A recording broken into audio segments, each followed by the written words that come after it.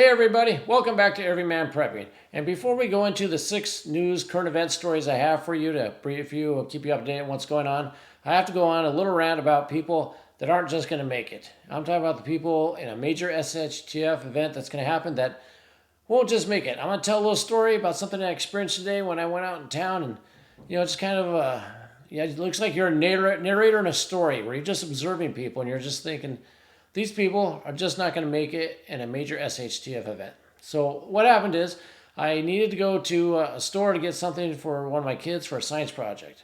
Mind you, it's a Tuesday. It's I went at lunchtime, wanted to pop in and out really quick, get the item, get back to work, all that great stuff. So I'm going to Hobby Lobby.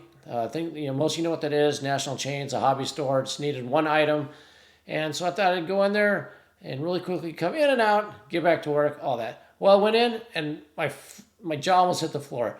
That place was packed. It was like a Black Friday sale. There were hundreds of people in there, and it took me back. I had to stop and take a look around and see what the heck is going on. You had your obligatory couple old grandmas in there buying their stuff for their crafts, of course, and a couple of moms with their very young children. But most of the people in there, middle-aged people, should be at work. Why aren't they working? I don't know. They had kids that should have been in school. Can't be all being homeschooled. There was, 3 checkout lines, probably 30 deep. That's like 90 people. I was just thinking, what is going on here? This isn't the grocery store. It's not a Costco. They're not buying food or essentials. They're at a Hobby Lobby. They're buying Christmas ornaments and decorations and frivolous junk. It boggled my mind of what is going on there. Sure, I'm there during lunch, but I was in there to get one item and get out of there. These people had their carts full, they're moseying along, they're window shopping, they're playing with the ornaments and the tree decorations and whatever else. Not a care in the world going on with these people. I'm sure if I started talking to them, no one would have much idea what's going on in the Middle East, what's going on with Russia and China. They don't care about anything at all. And then, I was thinking, how many of these people are prepared? Is everybody in here, do they have all their food, their water, their medical, their self-defense, their communication plan, their bug out? Are they so well prepared that they can be in here spending their time not working during the day, just, enjoying the day? I'm thinking, no way. Maybe one, maybe. I'm in there, but I'm in there for one item, and I want to leave. So I'm in line, and I'm just people watching at this point, waiting for my turn to buy my one item for my kid to do their project. And I'm seeing everybody's giving out their credit card, paying everything on credit. Just they don't have the cash for it because the circumstances we're in, this inflation and the economy, but they don't care. They're not buying food, they're not buying supplies and clothes and all that. No, they're buying Christmas decorations and ornaments and pictures and junk, basically, just buying junk. And it just boggled my mind. These people are spending that money on credit, most likely. Most of them are paying it off. I buy stuff on credit, but I pay it off every month. You need all to get out of debt. Get out of debt as soon as you can. It's a slavery. Debt is a slavery option to have. You got to try to get out of it. If you use a card, pay it off every month or use cash. In fact, when I went up to the counter, my turn finally, I laid down a $10 bill, and it's like I put an alien artifact on the counter. The lady behind on the cashier looked at me, and I was like, yeah, cash. And she's like, oh, don't see that too often. So she did her thing. I left. I looked back over my shoulder, and I was leaving, and it was just like it was just like a weird scene of a movie or something. Just looking back, thinking, 80%, maybe more of these people, long-term event, long-term catastrophe, they're not going to make it. They're not prepared one bit. And the whole basis of me telling you this is, don't be one of those people. I know most of you aren't. That's why you're here watching this channel. But you might have friends and family that are doing it. We just got to get the word out. I'm trying to help as many people out there, and you can too. Just, there's just so many people that aren't going to make it out there when something happens. This is all I noticed. So that's the end of my rant. In fact, in the comments below, do you see that same thing? When you go out to the stores, are you seeing the same thing? People just blowing money on junk, probably have no care in the world, have no idea what's going on, what can be coming up, and again, be at the mercy of either friendly preppers or the government if there is any. So write that down in the comments below. And while you're at it, I want you to go ahead and please hit that like button, share, comment, all that great stuff. But let's get on now to our meat and potatoes of this thing. Let's get into the news stories. In fact, let me shrink this down so we can see it better. I didn't do that beforehand. Got into my rant and didn't even get ready. So here's the first story. We had a massive cyber attack in Australia and took out their communications. People can use the phone or the internet. The basis I want to bring this story up is not because Australia was under a cyber attack and they lost all their internet in common, which is, hurts businesses, hurts people doing stuff, but what's your backup? If this goes down for a long time, what is your backup? What are you going to do? Most people in the United States, they've gotten rid of their landline at their house. They use their cell phone. They use this thing here, or they just don't have any line at all. So what are you going to do? If cell phone coverage goes down, internet goes down because you have a voice over internet system for your phone. How you communicate with people? Do you have a ham radio? Do I have my ham radio is back there behind me? Do you have ham radio? Do you have another way to communicate with people? What's your solution? Just make sure you have one so when these outages go out, you can see how the internet traffic just died. And they said possible cyber attack. It affected trains, it affected infrastructure, all that was disrupted. So have a plan for when this happens, because it's probably going to happen, in other places as we go. So that was what I want to get through with that article. Then we have this here. This has been talked about a lot today, but it's a statement from the National Security Advisor. Russia pulled out of the Conventional Arms Treaty. We'll read it on here and see what it means here. Let's blow this up a little bit to where we're at it. So the Russian Federation withdrew from the Treaty on Conventional Armed Forces in Europe. So what the heck is that? Well, in the 90s, after the Cold War, they signed a treaty between NATO, United States, and Russia saying to limit the number of conventional forces. We have nuclear treaties that Russia's backed out a few of those, and so has the United States, about the number of nuclear warheads. Well, this treaty regulated the number of troops, conventional, tanks, soldiers, munitions, all that stuff. Well, Russia, just on Tuesday, backed out of it, and the United States said it will suspend its operation of all CFE treaty obligations itself by December 7th. They're saying, well, if Russia's backing out, we're backing out. So what's this mean? Free for all and building up giant armies in the European area, basically NATO. So, here's what the basis says. United States and our NATO allies continue to be military constrained by this treaty, while Russia, whose armed forces are the largest in Europe and who continues to actively wage a war of aggression against Ukraine using the very forces the treaty aims to constrain, is not. So they're saying, well, Russia has the largest army, and they were supposed to be abiding by this, and they haven't. They built a huge army. They're not being constrained by this, so we're not going to do it either. So what's that mean? Both sides, massive arms build up, massive army build up. Germany's already saying they're going to start putting tanks towards the border on the border towards Russia and all that. They're getting ready. They're going to put them, send their tanks to Lithuania to get them closer to Russia. So just a huge arms buildup is going to continue from this. That's what's going on with this treaty, getting chucked by both sides.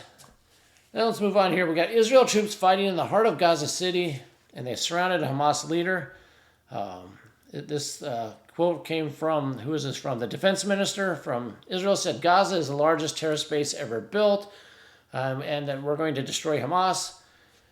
In the south, the war is moving forward with force that Hamas has never seen before. Yeah, today was actually kind of a lull in the activity today. There wasn't a lot of bombing. There was still bombing. There was still fighting, but it wasn't like in the previous days. Huge bombings, huge attacks, soldiers going in. That stuff happened, but it was a little, calmer today. I think they're trying to, Israel's probably trying to develop where they're going to go for next. They're working towards getting to the hospital they said was bombed, and they say it's a Hamas basically terror network underneath it. I think they want to get to it to prove that basically there's tunnels underneath it. It's being used as a military center, not a hospital by Hamas.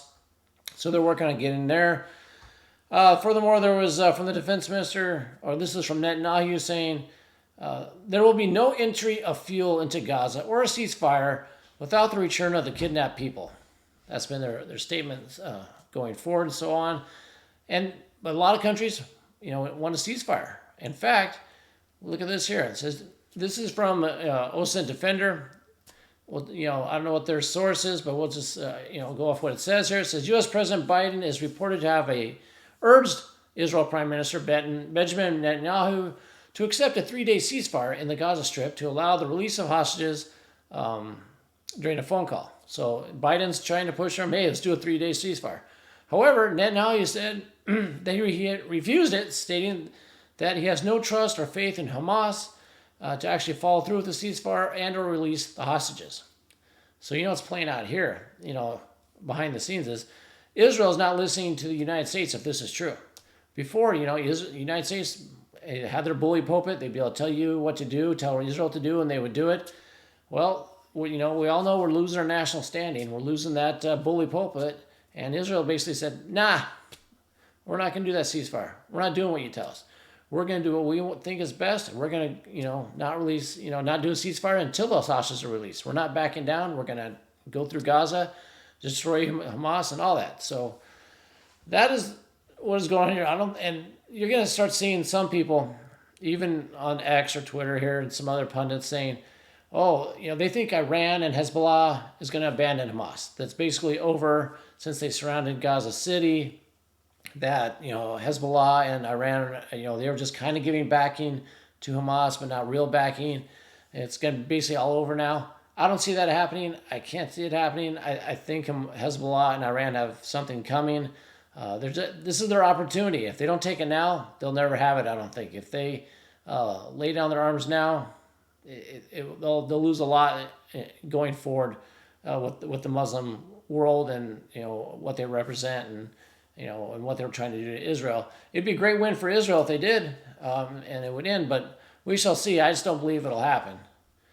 And that leads me into talking about this here. So there's been 40 attacks on U.S. military forces since October 17th. What makes me when I see this, that's a lot of stuff, and we did one attack. But we haven't got back at who's firing stuff. We haven't stopped the people from attacking us. Whether it's the Iraqi resistance force or Hezbollah in Syria or Iranian mercenaries, whoever it is, the United States haven't done anything. We just keep taking the punishment. And like I said, I think it's because they're waiting for American soldiers to die. So we have a reason to ramp it up against Iran. But what I really want to point out here also is, look at all these red dots. These are all U.S. bases. And look at them in Syria. We're basically an occupying force in Syria. But there's 1, 2, 3, 4, 5, 6 bases in Syria. Coincidentally, most of them are located in oil bases, so figure that. Riddle me why that is. I think you basically know why that is. You can write in the comments below why you think why the U.S. bases are in oil production facilities. But there's 6 bases there. It's we're not there on invitation. We're not there by Syria's invite. We're an occupying force there. Maybe we need to get out of there so we stop getting attacked, risking the lives of Americans. There's no reason for us to be there. We're not there. We're there to fight terrorism. No, that's not what we're there. We're there to exert influence in the commodity world of oil and on the governments there. Same with Iraq. We went in there to free Iraq. They hate us now. They don't want us in there. There's 1, 2, 3, 4 or 5 bases in Iraq. Maybe it's time to get out of there too. A lot of it needs to come home and protect our home stuff here instead of being out in these countries that hate us, putting our men at risk.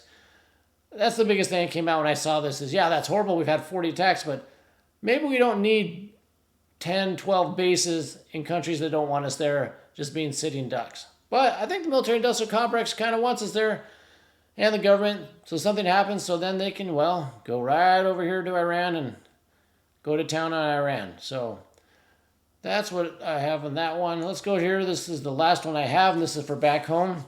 You've probably heard a 69-year-old Jewish man died after he hit by a megaphone in a pro-Palestinian protest in California. California, pro-Palestinian protest going on there. A Jewish man goes there also to counter-protest.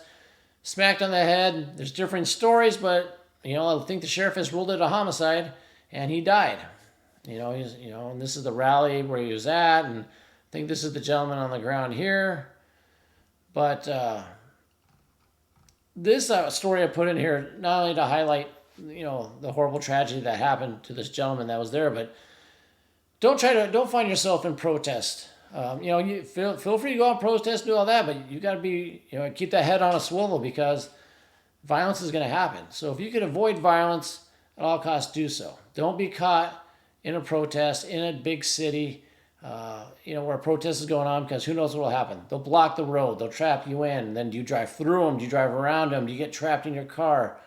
You need to plan for all that. The biggest thing to do is don't be where the violence is. Don't be where the protest is. And keep yourself safe.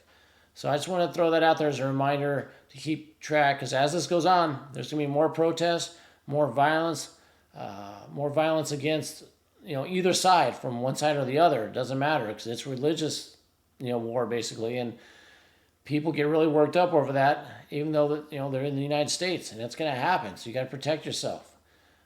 So if you've experienced that, you've seen that, put that in the comments below. If you've seen that in your towns, you've seen local protests or violence happening or anything like that, share it with the group down below. That's all I have for you right now. And until next time, keep your ear to the ground, head on a swivel.